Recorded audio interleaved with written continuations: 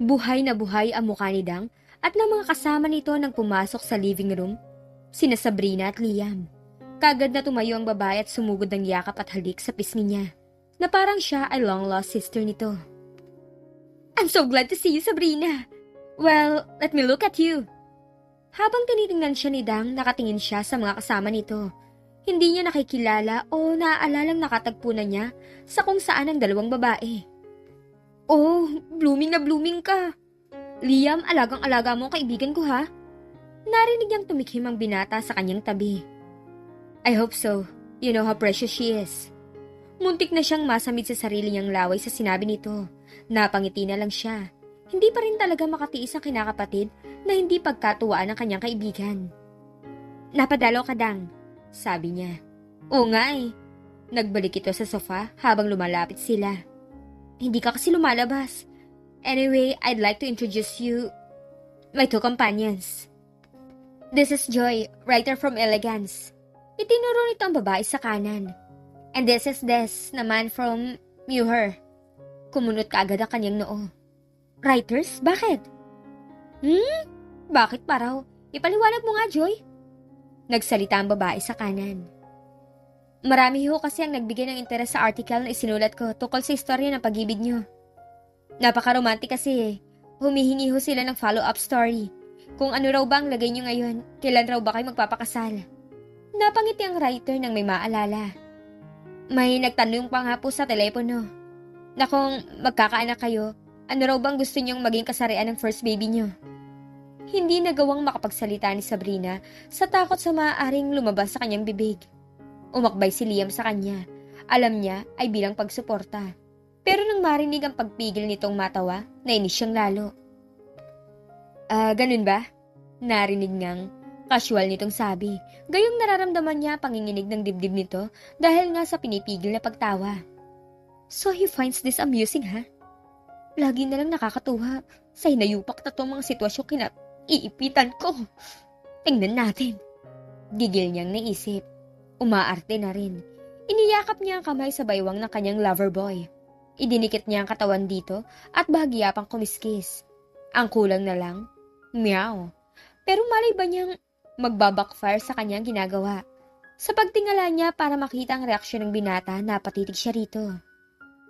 Nasabi kaagad niya sa isip ang isang bagay kasabay ng pagbilis ng tibok ng kanyang puso. Hindi na ito kailangang sabihin. Nakikita niya sa mga mata nito na bahagya pang naninisi. Kumawala siya rito na parang napaso at medyo nagpapanik na hinagilap si Dang na hanggang tainga ang ngisi. Magpapahanda ako ng merienda kay Donato. Samahan mo ako, Dang, pwede? Kagad namang tumango ang babae. Don't take too long, sweetheart, okay? Bumalik ka kaagad. Nanigas siya sandali bago tumango. Nagpatuloy sila ni Dang sa pagtungo sa kusina. Wow, he can't even bear to be away from you for a few minutes. In love na in love talaga siya sa'yo. Sabi nito, bumuntong hininga siya. Wala na talaga akong kaduda-duda, lalo na ngayong malapit na pala kayong ikasal. Once a big day ba? Nasa bukana na sila ng teritoryo ni Donato ay napatigil siya sa paglalakad. Anong ikakasal? Ano ba yan? Bakit laging nauuna ang balita? Saan mo naman nakuha yan? Pinandilatan pa siya nito ng mga mata. Anong saan? Napupurot ba yon? Ang itanong mo kung kanino. So, kanino? E di sa papa mo. Pero hindi niya sinabi sa akin kundi sa mga reporters. Kaya nga, nagpasama sila rito to interview you and Liam. Tita ko kasi ang may-ari ng magazine at parang favorite itong hiniling niya sa akin. Natulala siya. Isa pa alam ni tita na mag-best of friends tayo. Baka raw sakaling magpa-interview ka kasi lagi raw busy ang sweetheart mo. Si Papa? How could he? Gulat na gulat siya. Bakit? Were you planning on having a private wedding sana? Napatingin siya rito kahit hindi naman talaga ito nakikita. Kagad namang na-guilty ang babae. Naku, sorry. Hindi pala ako dapat nagpa-interview. I'm so sorry, Sabrina. I thought kasi na I was doing you and Liam a favor. Kasi nga malapit nang buksan yung mall na proyekto ng company niya sa Alabang. Alam mo na, parang free advertisement na rin. Kaya nga, patsaring ako masyado sa interview eh. At dinagdagan ko ng mga establishments. Nabasa mo na? Marahang napailing si Sabrina. Bubuksang mall sa Alabang? Oo nga pala. Kaya nagtungo sa Amerika si Liam. Kumonsulta ito sa isang kilalang business consultancy firm doon tungkol sa mall na maaaring itayo rito sa Manila na kaiba sa mga nauna na at para obserbahan na rin ang mga sikat na malls doon. So dumaan ang construction at lahat-lahat pa nang hindi man lang niya namamalayan. Ni hindi man lang nila napagkwekwentuhan ng kinakapatid ang tungkol dito. Bigla siyang nakadama ng usig na konsensya. Tuwing nagkwekwentuhan sila, lagi na lang siya ng siya. Ni hindi man lang niya natatanong ang binata ng tungkol sa mga pinagkakaabalahan nito. Sabrina, hindi ka na nagsalita. Are you mad at me ba? Napabuntong hininga siya at napailing. Totoong chismosang primera si Dang. To the point na nasasamahan na ng mga kasinungalingan ang ikinekwento nito. Pero hindi niya talaga magawang magalit dito ng tuluyan. Minsan kasi hindi niya maiwasang maisip na para lang itong isang bata na kulang sa pansin. Impulsive ang kadaldalan at hindi naman talaga nahahaluan ng mali siya o masamang intensyon na tulad ni Dixie at Joanne. Hindi. I'm not mad at you, Dang. Halatang nakahinga na maluwag ang babae bago ito muling nag-alala at napakagatlabi ng may maalala. May isa pa nga palang bagay na sinabi ang papa mo sa mga reporters. Sabrina, I might as well tell you kasi mas controversial ito kaysa pagpapakasal niyo raw as soon as possible. Ano yun? Sinabi ng papa mo na you're on the family way na. Pregnant ka raw. Mabilis ang naging pamumula ng kanyang mga pisngi. Alam niya ang intensyon ng ama sa sinabi nito. Pero ang ipagkalat sa mga reporters pa, nabuntis siya ay sobra na. My God, ano na lang isipin ng mga tao? Nagulat siya. Ngayon lang niya naisip ang iniisip ng iba tungkol sa kanya. Naburo lang siya rito, nagbago na siya. Sabrina, are you okay? Umiling siya, gusto nang maiyak. No, I'm not okay. Senyorita Sabrina? Napalingon sila kapwa ni Dang kay Donato na papalabas ng kusina dala ang isang tray na naglalaman ng meriendang inihanda talaga nito para sa mga bisita. Kunwari lang kaninang sinabi niyang paghahanday ng merienda ang mayordomo dahil ginagawa na nito yun. May halong pag-alala ang tingin nito sa kanya. Naku, pakitawag naman ho si Liam. Kaagad na sabi ni Dang sa matanda. Sabrina's upset at masama yun sa dinadala niya. Bumagsak ang panga ng sinabihan. Halika Sabrina, maupo ka muna. I'll get you a glass of water. Pero... Si Donato ay nataranta. Hindi nito maintindihan kung saan ilalapag ang tray hanggang sa magpa siya na bitbitin yun patungo sa living room para tawagin ang amo. Hinihila naman siya ni Dang para maupo. Mabilis itong binuksan ang two-door refrigerator para kumuha ng malamig na tubig. Ika-cancel ko na ang interview. You're not in any condition to answer upsetting questions. I should have called muna kasi before we came here. Masyado akong excited kanina to think of the proper things to do. Tinanggap niya ang baso ng tubig. Kailangan talaga niya yun pero hindi sa dahilang inakala na kaibigan. Nang humahangos namang pumasok si Liam, kasunod ang mayordomo, nataranta pa rin napagsalikop ang mga kamay. Nasyak talaga matanda sa narinig mula kay Dang.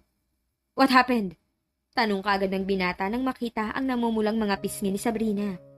Hindi siya sumagot. Nasabi ko kasi sa kanya na alam na ng mga reporters na pregnant siya kasi sinabi sa kanila ni Tito Arturo.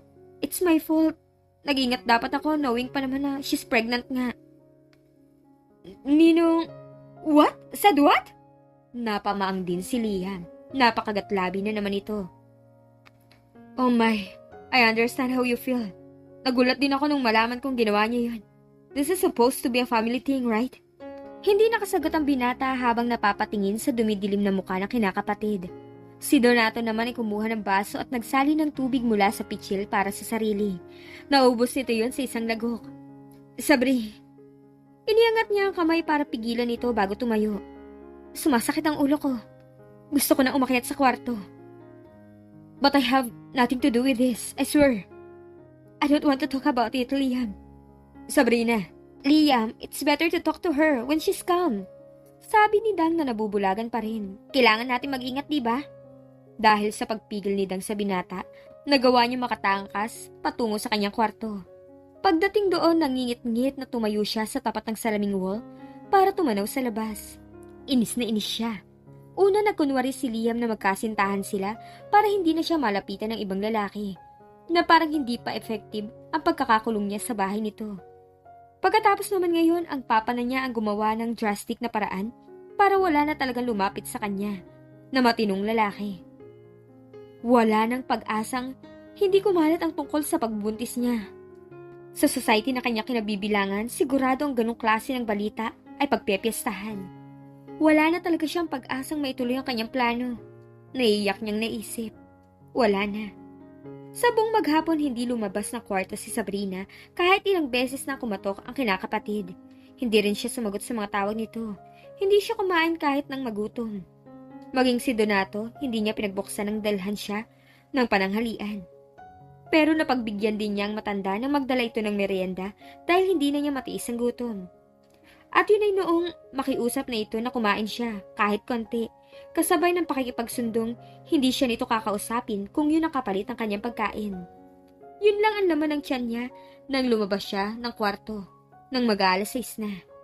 Dumiretso siya sa minibar at kumuha ng isang bote ng alak at 2 kopita. Saka siya nagtungo sa library at doon nagsimulang uminom. Mahigit 1 oras na sa loob ng library si Sabrina nang matagpuan siya roon ni Liam na hinanap siya nang hindi siya nito nakita sa kanyang kwarto. Sabrina? Nag-angat ang namumungay niyang mga mata at ngumisi kaagad ng lasing ng ngisi nang matanaw ito sa pintuan. Ay, I knew you'd find me here. Kanina pa kita hinihintay. You're drunk. Umiling siya. No, I'm not. Nagsasaya lang naman ako, Liam. Join me, okay? It's hard to have fun when you're alone. Sabrina, come on. Magpahinga ka na. No. Magsaya pa tayo. Pagbigyan mo naman ako kahit 1 beses, okay? Let's celebrate kasi panalo ka na. Kayo ng mahal kong ama. Halika, Liam. Maupo ka. Sabrina. Maupo ka, sabi! Galit na ang boses niya. What happened to you? Bigla ay namuo ang luha sa mga mata niya. Hindi ka naman dating killjoy, ha? Ikaw lang ang best friend ko, Liam. Samahan mo naman ako sa kabaliwan ko gaya ng dati, okay? I swear, mababaliw na talaga ako sa kalungkutan ko. Hindi ko na kaya. Mabilis itong naupo sa tabi niya at niyakap siya. Tahan na, okay? Inuman tayo kung gusto mo. Iniabot nito ang kopitang ibinigay kaagad niya rito. Nang pumayag ito at sinalinan niyo ng alak. Cheers! Let's celebrate! Kahit basa pang pisngi, nangiti na siya. Cheers! Alam mo, you're the best talaga. Matagal ko nang alam yan. Tumango-tango siya bago napatitig sa empty ng kopita na parang nagtataka kung saan napunta ang laman nun. Tumingin siyang muli rito. Alam mo, nalalaman ko kung lasing na ako. Of course. At definitely. Sabi niyang iniangat pa ang kopita rito. Hindi pa ako lasing. Napangiti ito kahit nag-aalala. Kasi, pag sinasabi ko aminin ko. I was stupid in thinking na nakakalusot ako sa inyong dalawa ni Papa. It was a stupid idea. Anyway, hindi ko kayang magpasaya ng bata. Sarili ko nga, hindi ko mapasaya. Baby pa, hindi ko yung kayang mag-isa. Kailangan ko ng husband. Yung mahal na mahal ako para masaya kaming 3. Alam mo ba? Kung makakakita lang kasi ako ng tulad mo, yung kasundo-kasundo ko. Saka, mapagsasabihan ko na ang mga problema. At makukulit ko nang hindi mapipikon. Yung sumasakay ba sa kabaliwan ko? Yung magaling ding humalik? Medyo nakaramdam ng nakakakiliting nerbiyos si Liam sa huling narinig. Napahagikik siya. Oops! Lasing na nga yata ako. Where did that came from? So, magpapahinga ka na? Umiling siya. Sa ginawa, di sinasadyang mapakiskis ang pisngi niya sa leg nito. What are we going to do, Liam? Paano ang reputasyon mo sa mga girls mo kapag nalaman nilang ikakasal ka na sa akin? Kahit hindi naman totoo. Wala yun. Basta natanggap mo ng kabaliwan lang ang plano mong magpabuntis sa kahit sino, okay lang. Tumingala siya, kunot ang noo. Hindi magpabuntis kahit kanino, kundi magkaanak. At hindi kahit kanino lang. I was supposed to go out and look for the best candidate. Anyway, isasakripisyo mo ang reputasyon mo for me? Hindi ka na iba sa akin, Sabrina. You know that. Your voice is getting huskier. Alam mo bang husky voice is super nice to my ear? For me at least. Bumuntong hininga ito. That's it. You're going to bed, young lady. Come on. Nagulat siya sa parang galit na boses ng kinakapatid. Nang hilahin siya nito para makatayo, sumunod siya at nakaramdam siya ng pagkaliyo nang umikot bigla ang paligid. Napatili siya. Nasambot kaagad nitong sumusuri niyang katawan at parang naging panibagong torture na mapadikit dito sa kanya. Napamura ito ng mahina. Lalo siyang nalito nang makabawi sa panimbang dahil sa pagkakasandal dito. Tumingala siya. Nangingislap ang mga mata dahil sa luhang hindi pumapatak. You're mad at me. I'm not. Pero nagsasalubong na mga kiling nito. Natural lang na hindi siya maniwala. At nakita yun sa basa niyang mga mata at nangangatal ng mga labi. Hitsura niya ang isang batang kinastigo. Nakatitig sa kanya si Liam. Naanyong desperado. Sabrina, please, don't do this. I'm not a saint. Suminghot siya. A saint? No one's accusing you of being one. Ano bang sinasabi mo? I mean this. God, you're killing me, Sabrina. Kiss me again, please. We shouldn't be doing this. Sabrina. Wait. Liam. Sabrina, are you sure about this? You're drunk. That doesn't count. I want you. Sabrina, makinig ka. This is me, Liam. Alam ko. Naguguluhang sagot niya. Kung marami ka, sasakit ang ulo ko. Ikaw pa lang ang nakapagpapabaliw sa sense ko ng ganito, Liam. Lumamlam ang mga mata nito sa narinig. Talaga? I trust you. Inalis niya ang mga kamay nito sa kanyang magkabilang pisngi at ibinalik yun sa pagkakayakap sa baywang niya. So, make up your mind. Your room or mine. Sandali lang na nag-isip si Liam bago ito nagpasya. Binuhat nitong dalaga bago iniakyat sa hagdanan patungo sa sarili nitong kwarto. Nang hapunang yun, wala ni isa man sa kanila ang bumaba para kainin ang niluto ng naguguluhang si Donato. Mataas ng araw. Magkayakap pa rin sa malaking kama sina Liam at Sabrina. Hindi nagmumulat ng mga matang dalaga sa takot sa makikita sa mukha ng kinakapatid at dahil na rin sa pagkapahiya.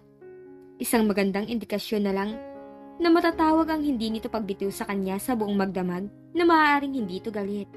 Hindi galit sa isang munting sikretong hindi niya naipagtapat bago siya nito tuluyang inangkin ng nagdaang gabi. Sa paghinga ng binata, nahulaan niya kung kailan ito nagising. Ang ulo kasi niya ay nakahimlay sa mabalahibo nitong dibdib. Ang mahaba niyang buhok ay sumasabog sa unan at sa kanyang likod. Naramdaman niya nang simulan nitong haplusin ang kanyang buhok. Nang sugurin nito ang hubad niyang likod sa ilalim ng kumot. Nang halikan nito ang tuktok ng kanyang ulo. You're awake. Bigla ay nagsalita ito.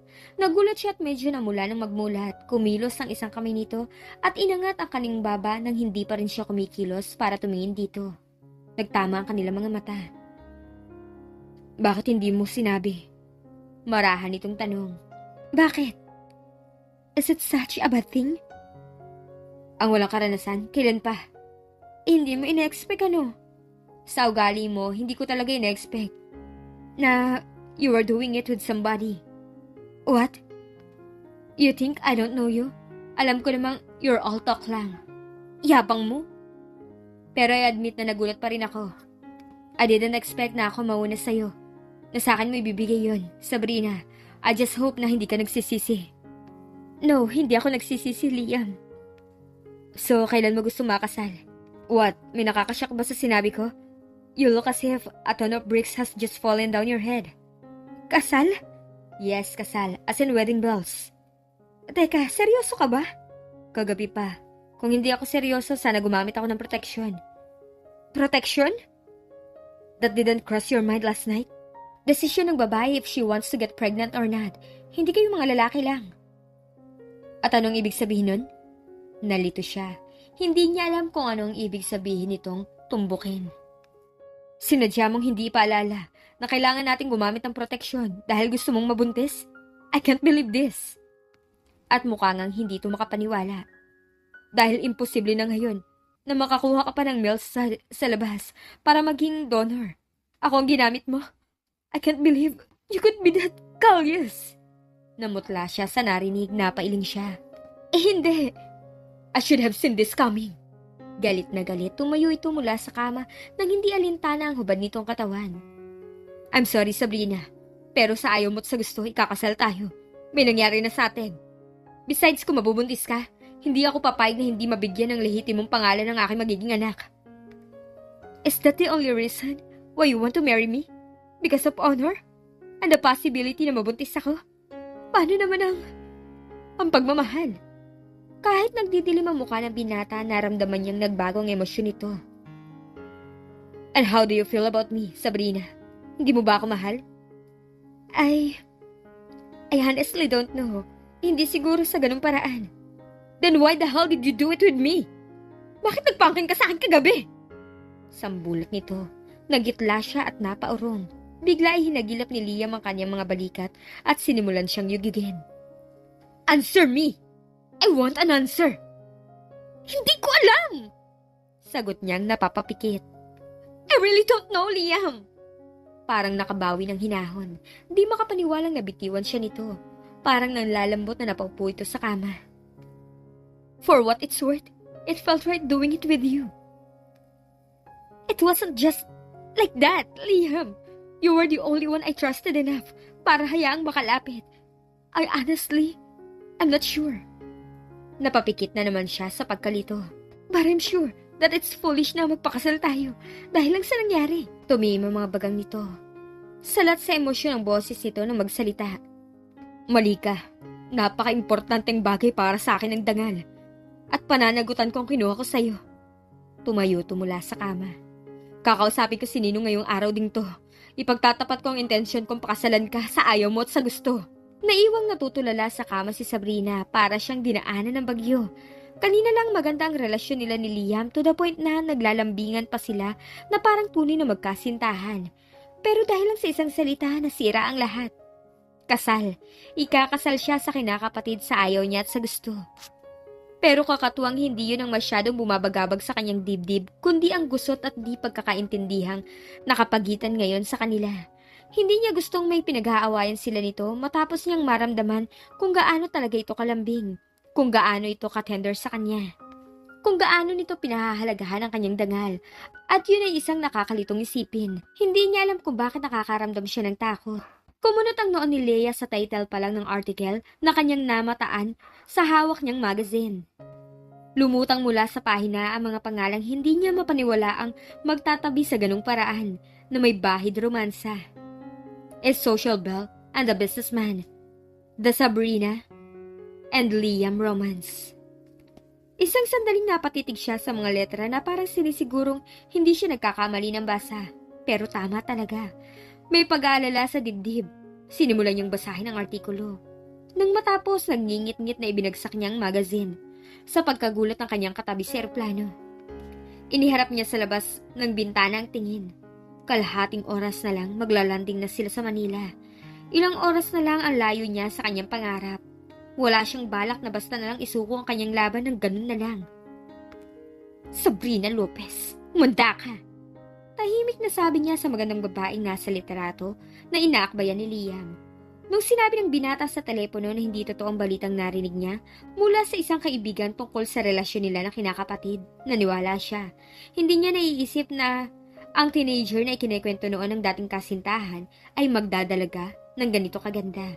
Pero hindi niya isusuko si Liam. She was a fool to let go of him then. She would not be a fool now. Kumuyom ang mga kamay niyang nakapatong sa kanyang mga hita. Lumabas ng kwarto si Sabrina nang hindi siya mapalagay.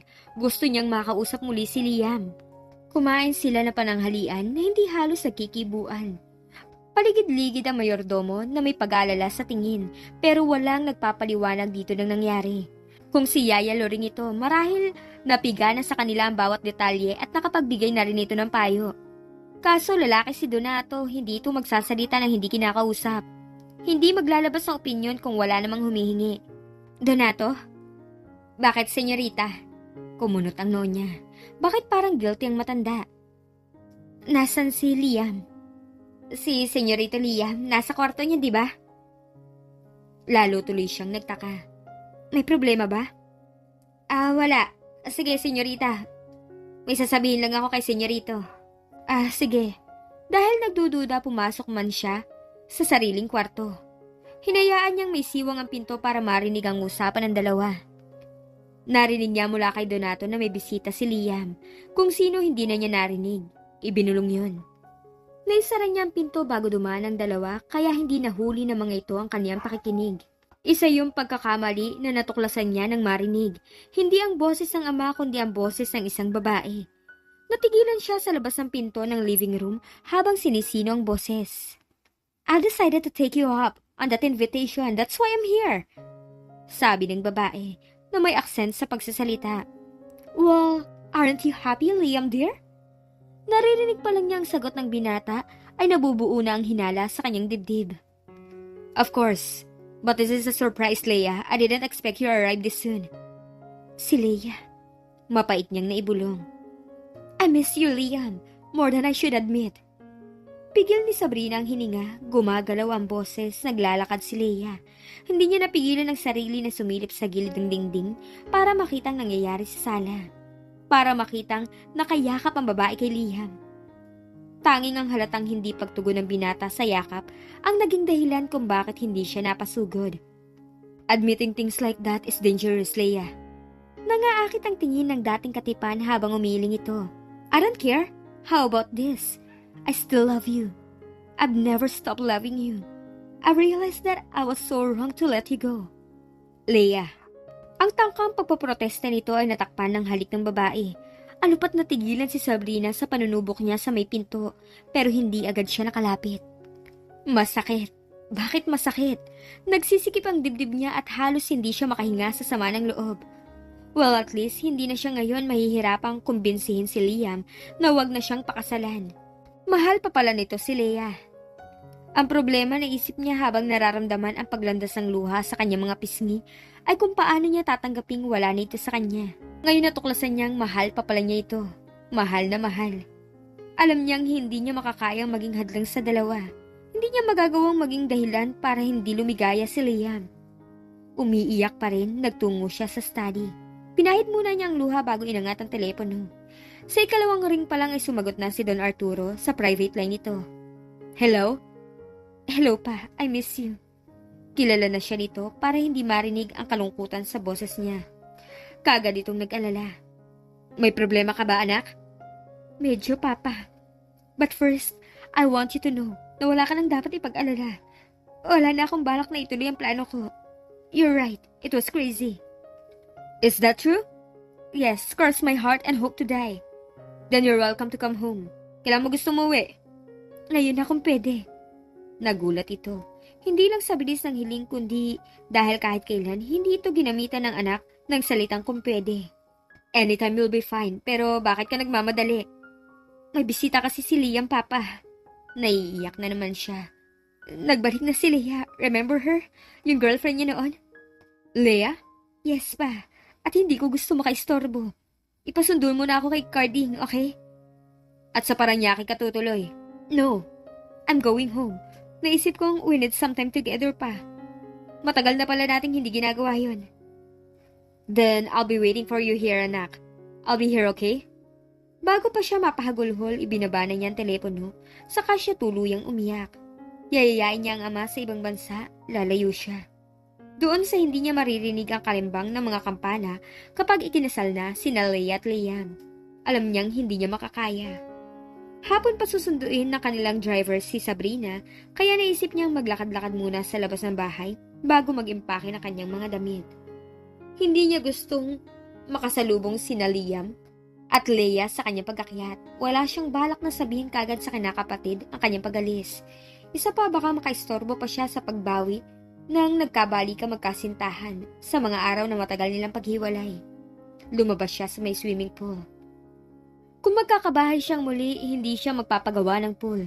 Magbibigay yun ng alaala ni Liam at masasaktan lang siya. Pinigil niyang tumulo na naman ang luha kaya kumurap-kurap siya. Nasa gilid siya ng pool at madali lang siyang naibuwal para mahulog sa tubig dahil hindi niya yun inaasahan. Hindi rin niya nagawang makaiwas. Sa kanyang pagbagsak, napasalpok ang ulo niya sa gilid ng marmol na hagdan. Kasabay ng liyo at sakit pati ang nakabibinging ugong sa kanyang mga tainga ay ang matinis na sigaw ng isang babae. Lumubog siya. Sa pagtatangkang makahinga, napasok ang tubig sa kanyang ilong hanggang sa baga. Nakainom siya, pero hindi niya magawang maikampay ang mga kamay para muli siyang makalutang. Mamamatay siya, naisip niya. Habang nagdidilim ang kanyang paningin, nakamulat siya sa tubig na may bahid ng pamumula. At ang huli niyang naisip bago siya nilokoban ng kadiliman ay ang katiyakang hindi na niya makikita ni makakasama si Liam kailanman. Pakiramdam ni Sabrina ay nakalutang siya sa isang limbo. Naglalakbay patungo sa kung saan pero walang malay, walang pakiramdam. Parang natutulog na gising, nangangarap ng isang blangkong pangarap na walang kulay, panahon o damdamin. Hindi niya alam kung kontento siya o hindi. Hindi rin niya alam kung may hinihintay siya o wala. Basta lulutang-lutang lang siya. Ipinaghehele na kung anong puwersa na tanging may hawak ng kapasyahan tungkol sa kahihinatnan ng buhay niya. Alam niyang ang pwersang yun din ang humigop sa kanya sa limbong kanyang kinalalagyan. Bigla nagkaroon siya ng buhay, ng malay, ng pakiramdam at ang una niyang naramdaman ay ang pagkauhaw. Umungol siya, may tumugon sa kanyang nangihinang tawag. Sabrina! Sabrina! Ang narinig na pamilyar na boses ang nagbigay sa kanya ng lakas na maimulat ang mga mata. Halos maluha siya sa di mapaliwanag na kaligayahan nang makita ang alalang-alalang mukha ni Liam. Liam! Mahigpit na hawak ng binata ang kanyang kamay. Napakahigpit ng hawak. Inakala niyang mapipiga nito yun. Pero masaya siyang may nararamdaman siya kahit masakit. Pagkatapos, sumuko siya sa matinding panghina at pumikit siyang muli. Magpapahinga lang siya sandali. Bakit ba antok na antok siya? Bakit ba pagod na pagod siya? Bago pa niya marinig ang sinabi ng kinakapatid, nakatulog na siyang muli. Nang muli siyang magising, mas malinaw na ang isip ni Sabrina. Nakahiga siya sa isang kama sa loob ng isang hospital room. Napasalpok nga pala ang ulo niya sa hagdan sa swimming pool at malamang narito siya dinala ni Liam. At ang binata na ngayon ay nahihimbing sa pagkakayukyuk sa gilid ng kanyang kama. Hawak pa rin nito ang kamay niyang malaya sa karaim ng IV. Marahan niyang iniangat ang kamay at hinaplos ang makapal na buhok nito. Sa kanyang ginawa, nagising ito at nagangat na mukha. Nagulat siya sa gulo ng buhok nito, sa pagod na mga mata. Halata ring hindi ito nag-shave ng siguro ay 2 araw dahil sa kapal ng stubbles nito sa panga. Hinagilap nito ang kamay niya at pinisil-pisil yun. Nakita niyang namasa ang mga mata nito. Bakit? I thought I'd lost you. Liam, hindi ako nadulas lang sa pool. Itinulak ako. I know. Nakita ko nung tinatanong kita sa glass wall ng kwarto ko. Leia tried to deny it, pero galit na galit ako. At I almost killed her. Mabuti na lang naroon si Donato. Si Leia? Narinig kong sumigaw siya. Bakit niya gagawin yun? Wala akong kasalanan sa kanya. Hinay-hinay ka lang sa pagsasalita, sweetheart. Mahina ka pa. Huwag kang magpapakapagod sa pagsasalita. Tinawag siyang sweetheart ni Liam. Napatitig siya. Itinulak ka ni Leia sa pool. Pagkatapos sumigaw siya. Para kunwari hindi niya kagagawa ng pagkakahulog mo. Naaksidenteng nadulas ka lang. But I saw everything. Nakita kong sinadya niyang itulak ka. Pero bakit? Dahil siniguro ko sa kanyang hindi ko na siya mahal. At malapit na tayo ikasal. I thought she accepted it, pero she must love you still. I don't know. And I don't care. Ang mahalaga ligtas ka na. Umalis na siya at bumalik na ng Amerika after what I almost did to her. Palagay ko hindi na siya babalik rito. Then go to her. Sundan mo siya. Alam ko mahal mo pa siya. Nakita ko kayong naghahalikan sa living room at... Kaya ka ba tumawag sa papa mo para sabing sunduin ka na? Hindi ko gusto makaistorbo. Isa pa, kung ako magiging hadlang sa pagbalikan niyo, mabuti pang mag-disappear ako, di ba? Para may tuloy mang balak mo. Whether you believe it or not, hindi ko intensyong gawin kang donor. Hindi ko magagawang tingnan ka sa ganung paraan. Pero hindi mo man lang sinabi sa akin may balak ka palang umalis. Hindi ko lang kasi gustong maging awkward ang paghiwalay natin. I only want to say goodbye once, Liam. Tama na ang 1 beses. Alam mong plano kong pakasalan ka. Nandiyan na si Leia.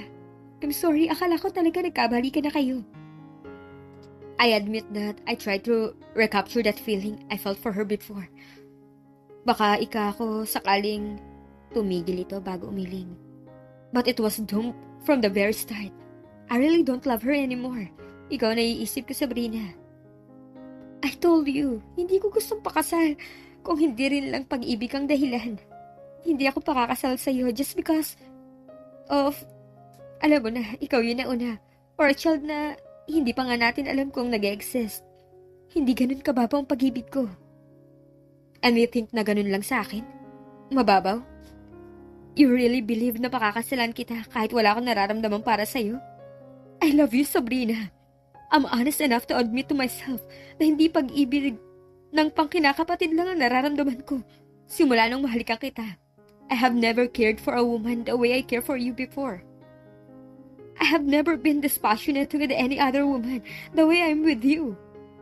Liam, halos mamatay ako sa takot nung nakababa ako at nakita kang walang malay sa pool habang ang ulo mo'y nagdurugo. These last 2 days have been pure hell for me. I can't live without you. Bigyan mo naman ako ng pagkakataong mahalin ka. Paano naman ako? Paano ang feelings ko? Ikaw na lang lagi ang protective sa akin from the very beginning. Ikaw lagi ang thoughtful. Ikaw na lang lagi ang nagmamahal. Pwedeng ako naman? Nagugulo ang napakunot-no ang lalaki. What are you saying? Natanggap ko na rin sa sarili kong mahal nga kita nung nakita kong hinahalikan mo si Leia. Mahal na mahal that I was willing to let you go para lang lumigaya ka sa babaeng inakala kong mahal mo. I realize how selfish I've been at gusto kong bumawi. Pagbigyan mo ako mapatunayan na mahal talaga kita. You're really a crazy woman and I guess I'll never understand you.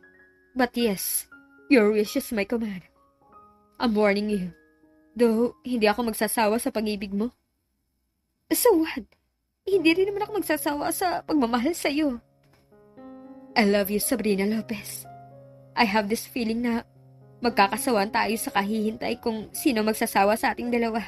Napahagikik siya habang iniyayakap ang malayang kamay sa leeg ng lalaking tunay na nagpatibok sa kanyang puso. And I love you too. Liam, I intend to love you forever. Promise? Halos bulong na tanong na lang nito habang bumababa ang mga labi sa kanya. Promise. Now and forever.